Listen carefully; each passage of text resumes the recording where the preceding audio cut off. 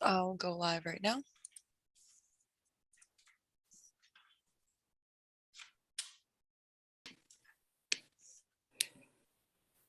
Okay, we are live and recording.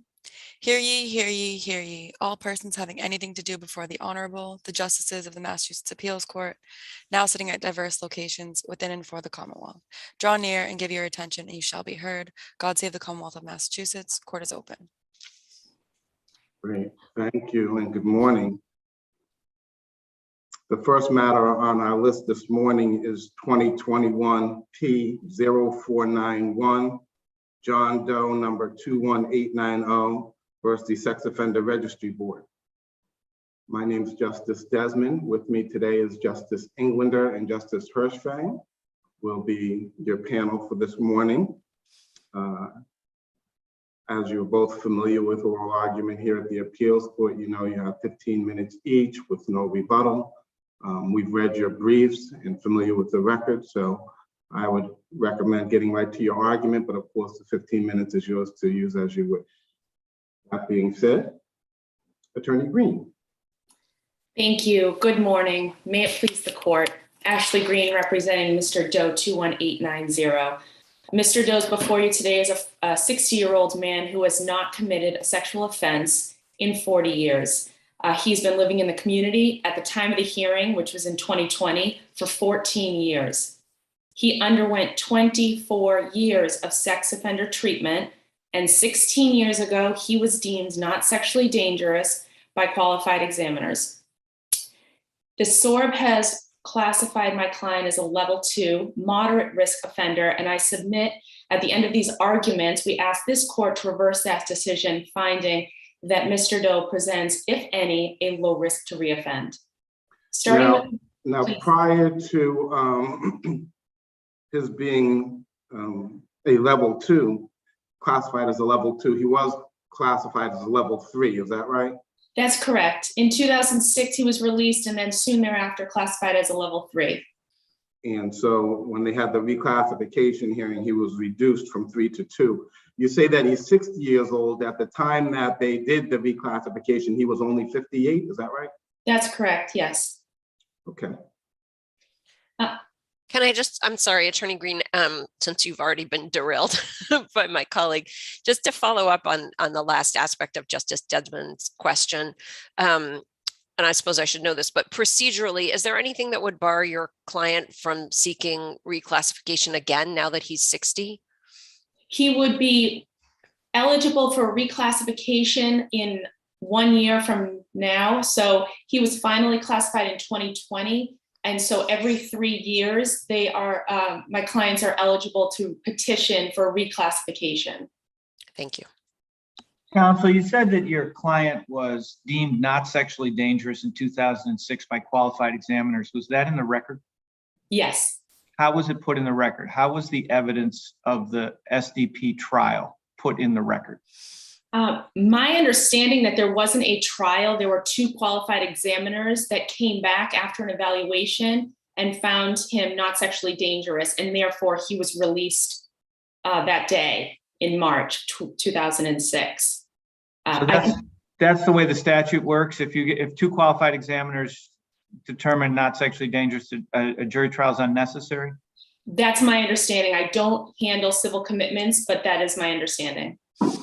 And so I did try to check, and I think I failed. The qualified examiners reports are in the record?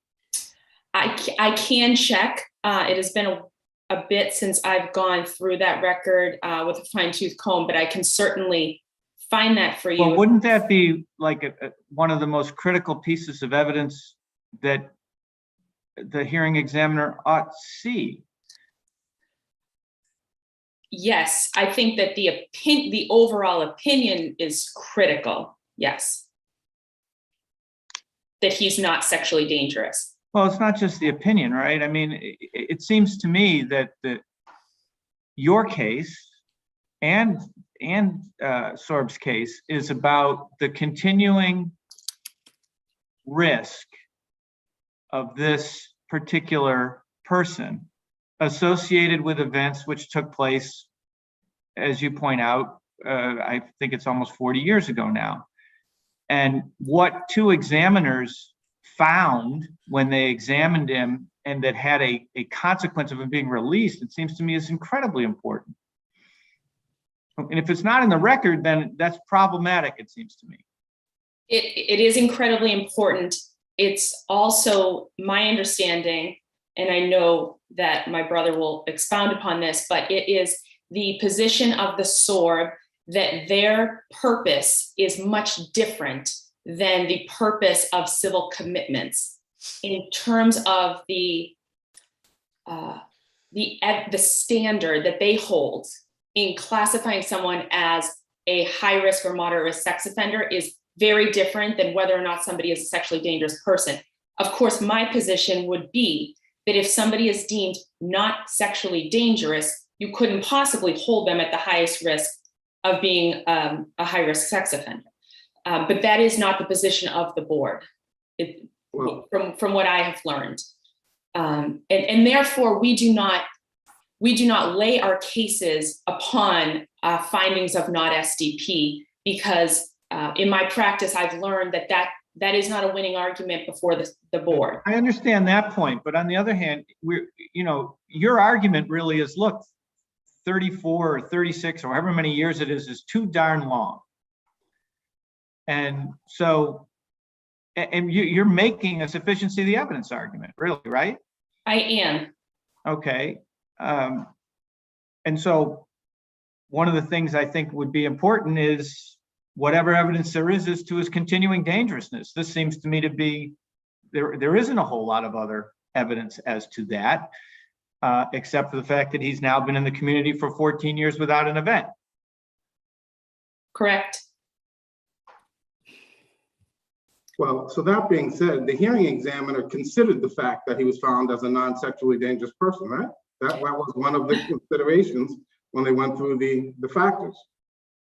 Ironically, it was found that he was found not sexually dangerous, but as my second argument points out, that's used as a risk elevating factor, a high risk elevating factor. That is the only way that this is brought into this assessment, which obviously is problematic. Factor 5 discusses whether or not somebody has been deemed a sexually dangerous person. It can only be applied as a high risk factor. It cannot be applied as a risk mitigating factor. In this case, factor 5 was brought into consideration by the hearing examiner because my client in 1985 was deemed a sexually dangerous person, and therefore that increases his risk to reoffend and his degree of danger. And that's how it was applied in this case. Are you challenging the rationality of the factor 5? Are you challenging it? I did not read that in your brief. In my brief, I argued that it was an error to apply factor 5 as a risk elevating factor in this specific case because he was then deemed non-sexually dangerous, and that occurred 14 years prior to the decision.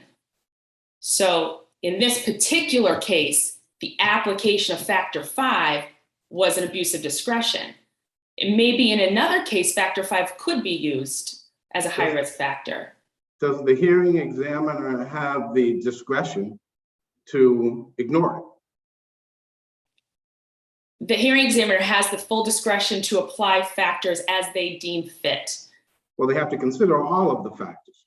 They do have to as they apply to the particular offender. So my question is, if this factor, as has been approved by the legislature, if this factor applies, would it be error for the hearing examiner to dismiss it or ignore it? No, because this factor doesn't, in this case, I submit this factor does not apply as a high risk factor as it is laid out in the SORB regulations.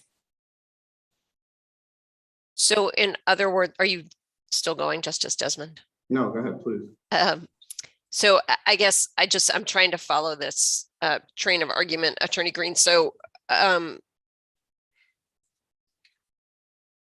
what would you have had the hearing examiner do here with respect to factor 5 and your client's previous adjudication as sexually dangerous. In the assessment or in the analysis of the hearing examiner, it would be appropriate for factor 5 to be discussed in the decision, stating that in 1985, Mr. Doe was deemed a sexually dangerous person. Over the next 24 years, some on there, he went through sex offender treatment program. In 2006, Mr. Doe was deemed non-sexually dangerous. It has now been 14 years since that decision. Therefore, factor 5 does not apply. That would be the appropriate way to handle factor 5. Is it within his discretion to say it doesn't apply? I'm not following that. Where does he get the authority to say that? Because the underlying research for factor 5 indicates that if somebody is deemed a sexually dangerous person, or I don't have it in front of me, they then pose a higher risk to reoffend and a higher degree of danger to the community. However, the research doesn't say that if somebody was then deemed not sexually dangerous and was out in the community for 14 years. So you have to take the whole case. You can't just pinpoint one line in the record and say, therefore, factor 5 applies. That is an abuse of discretion that the hearing examiner made in this case. Well, the hearing examiner considered factor 5 against 14 years of offense free and a finding that he was now a not sexually dangerous person. Isn't that correct?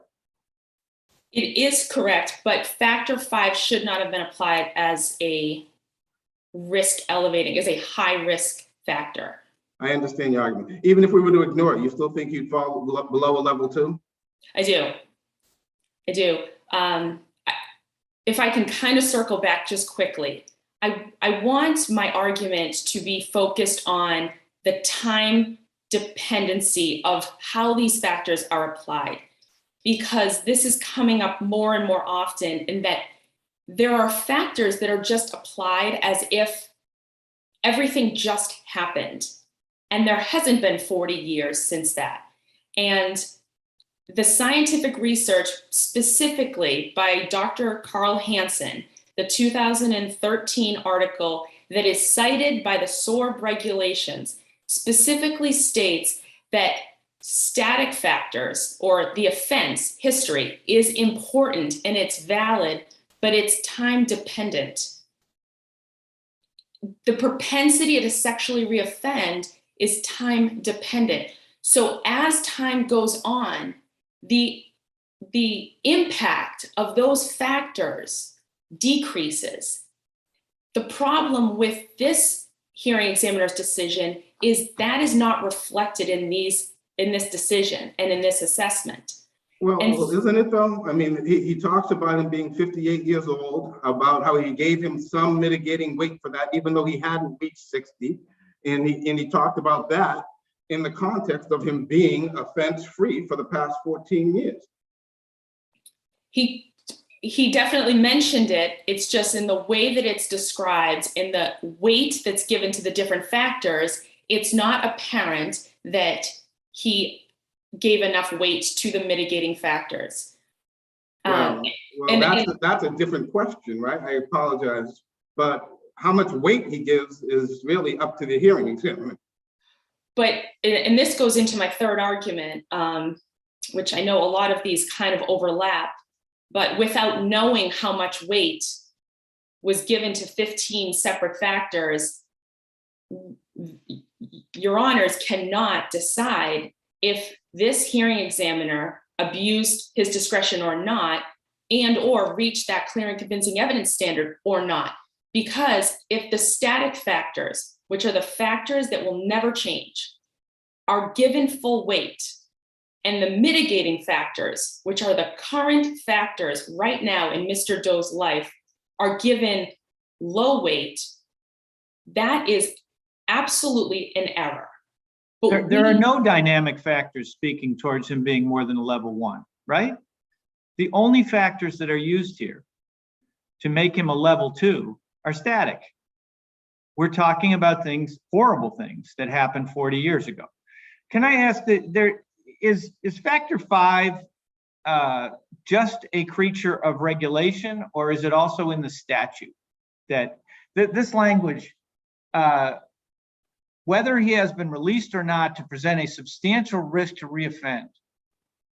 The board views any offender who has been adjudicated as an SDP, whether he has been released or not, to present a substantial risk to reoffend. Is that in the statute? It's my understanding that it is taken from the statute. Whether he has been released or not, that doesn't make any sense because they wouldn't be classified.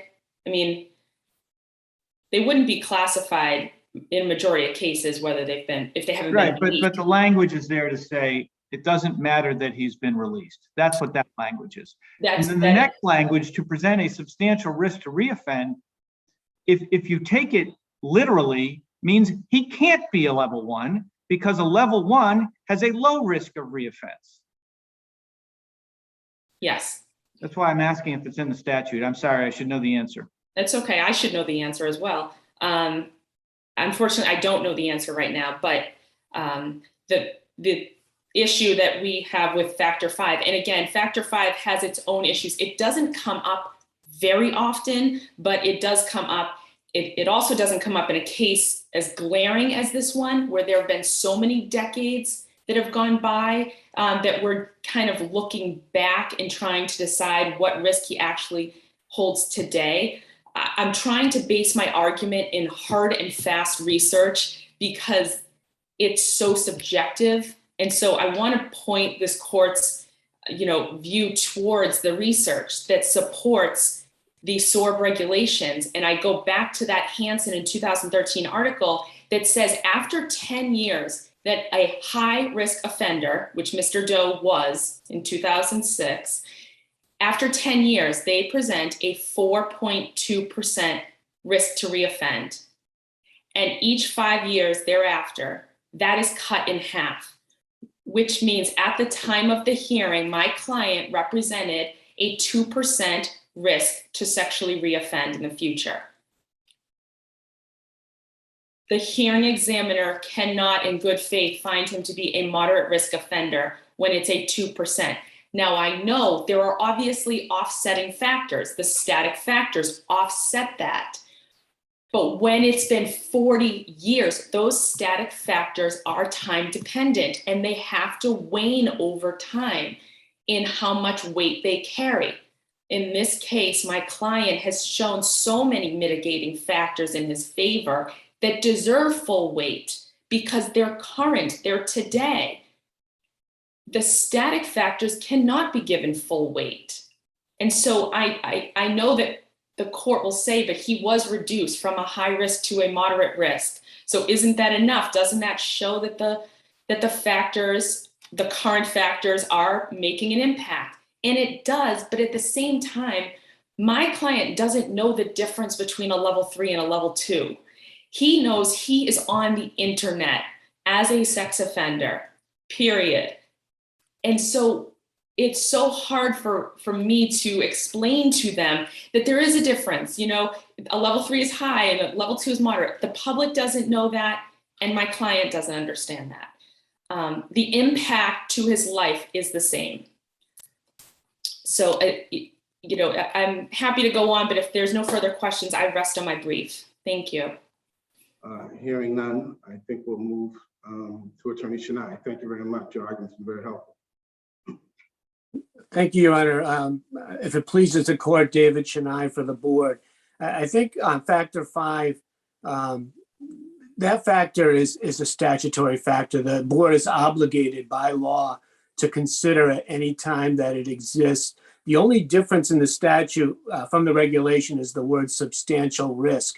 The statute says high risk for the statutory risk factors. And the board, when it promulgated, used the word substantial. So is it the board's position that anyone who's been a sex offender and been released must be at least a level 2? That's not the board's position. The board's position is the fact that they've been deemed sexually dangerous and released has to be considered. But again, and I think that the hearing examiner discusses that, is that the time that in the community, the sex offender treatment, the age of the individual can all ameliorate the high impact. So has there ever been a case where someone who's a sexually dangerous person and has been released has been determined to be a level 1? That I don't know. I'm assuming that's possibly happened. I don't know because I don't do all of the cases and I don't see all of the decisions. I do know right now a large number of offenders are being dropped to either a 1 or being relieved based on the reclassification, based mostly on the time that's elapsed and the age of individuals, and that they're aging to a point where their risk and danger is no longer being considered to be even at a level 1. But whether or not that has involved any prior sexually dangerous persons, I can't tell the court that off the top of my head. I think that I would be guessing at that point. But my guess is it probably has happened because of the way that the number of individuals who are being taken off of or reduced to level 1s at this point has reached, at least in my recent experience in the last 2 years since the reclassifications have begun every 3 years. Mr. Schneider, So given that trend, do you think that this offender should be level 1? Well, I think, and I think the hearing examiner does a good job with this of taking into account the nature of the sex offending behavior and taking into account the number of mitigating factors.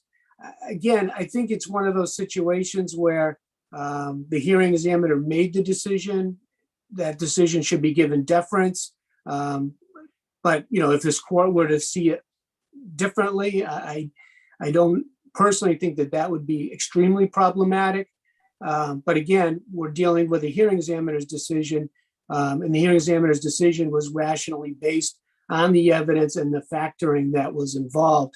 And then you get to the point where are we, myself or the court, substituting its own judgment for a hearing examiner's decision that was rationally made and supported by substantial evidence. And again, I think as these cases come, and I think I brought it to the attention of my last hearing, we're getting more and more of these 3-year reclassifications where the sex offenses occurred a number of years ago.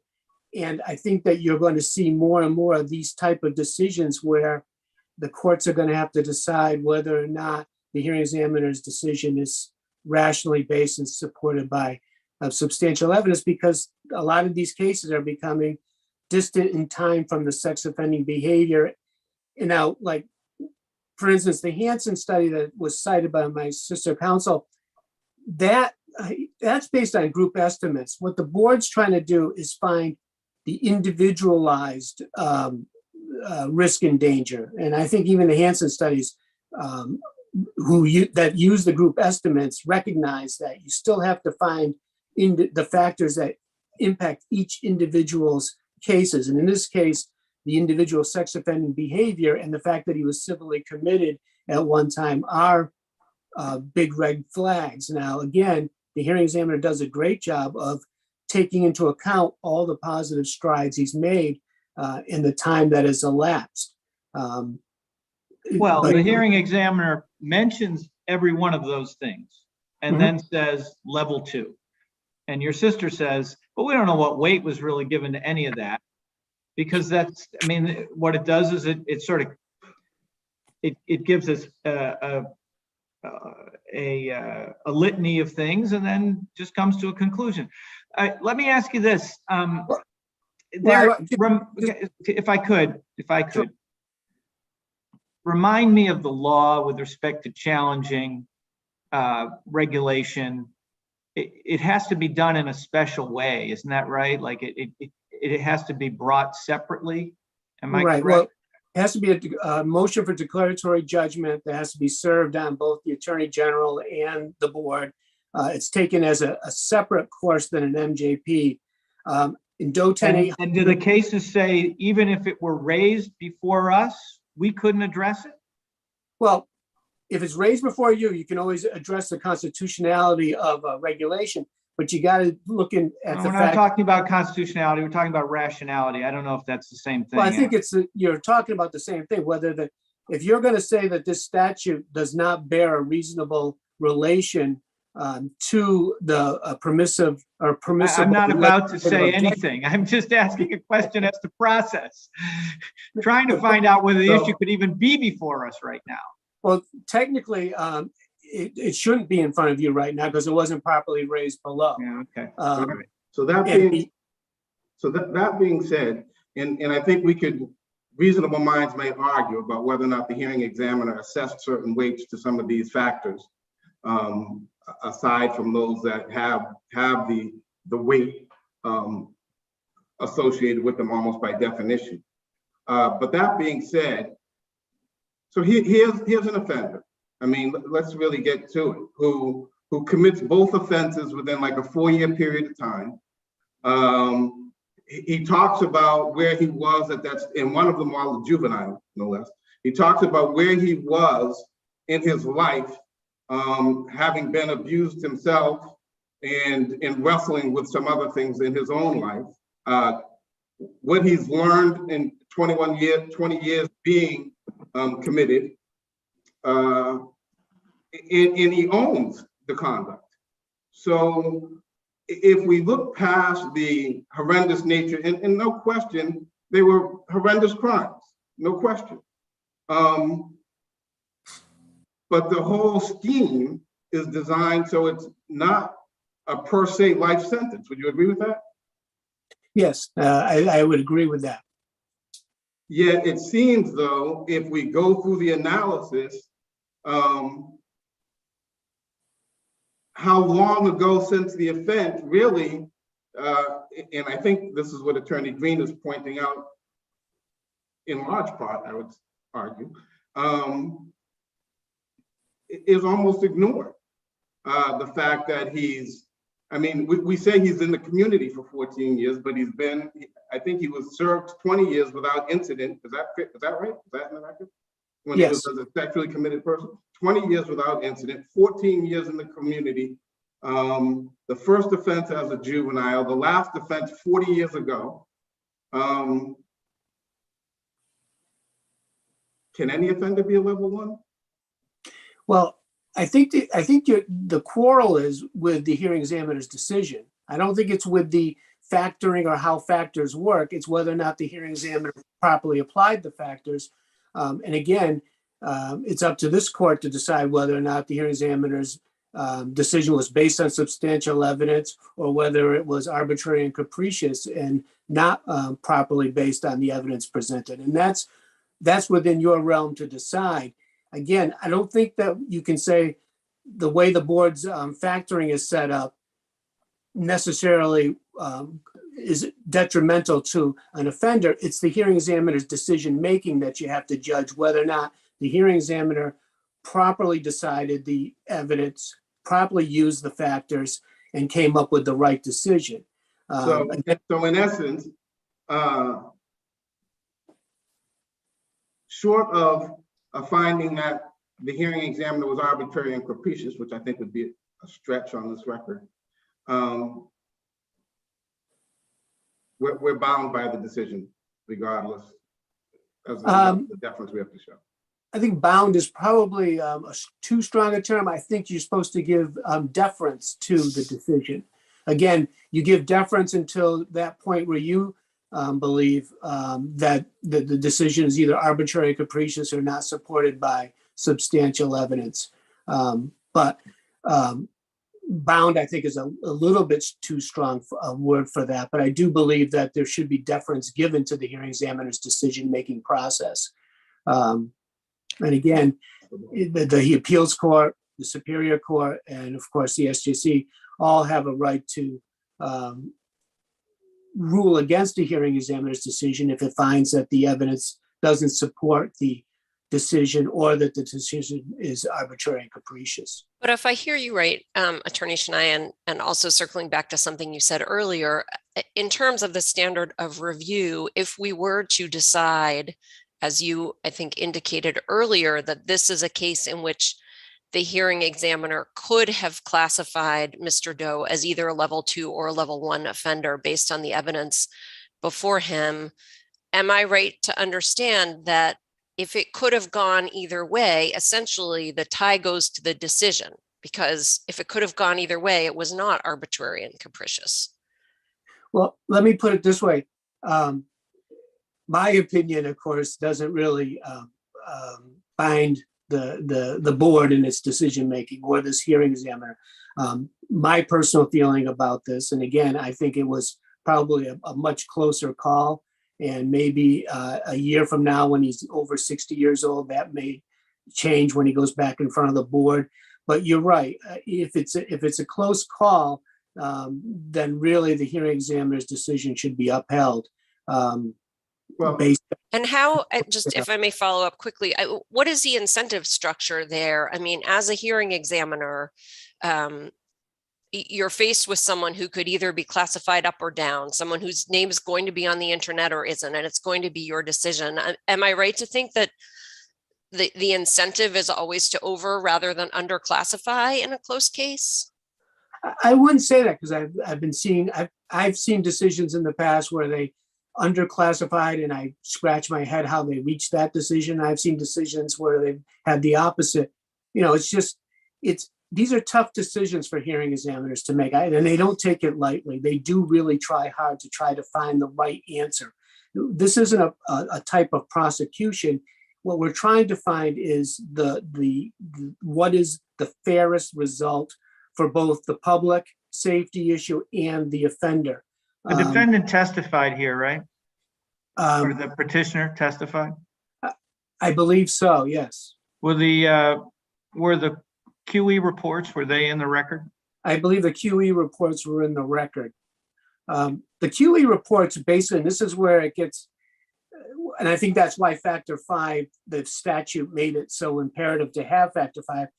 SDP is, as you know, is based on a different level. It's beyond a reasonable doubt. And you have to show, and in both of these cases, and this case is a good example, both qualified examiners, when he was released, said he no longer suffered from a mental abnormality that would indicate risk to reoffend.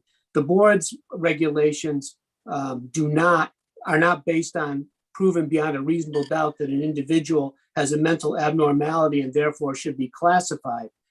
So there's a totally different process. So the fact that he was released as a sexually dangerous person doesn't exempt him from. I understand that, but the evaluation is whether or not he's sexually dangerous, right? Right. That's the evaluation they make. And one of the findings that the hearing examiner has to make is as to his degree of dangerousness for sexual reoffense, right? Correct. Okay. But again, the difference here so is to say to me that they're totally different, I struggle with that. A decision was made in 2006, 14 years before the hearing. He comes out and nothing happens for 14 years. Even the Hansen article that you guys rely on so substantially says after 10 years there's a very substantial decrease in the risk of reoffense, right? Right, which the hearing examiner credited him for. So again, just to circle back for a second, you argued or you stated that your personal feeling really doesn't factor into this any more than our personal feeling factors into this. So where reasonable minds might differ, it's difficult to say that the finding was arbitrary or capricious. Do you agree with that? I agree with that. I see that's your time. Anything additional from me, Pam?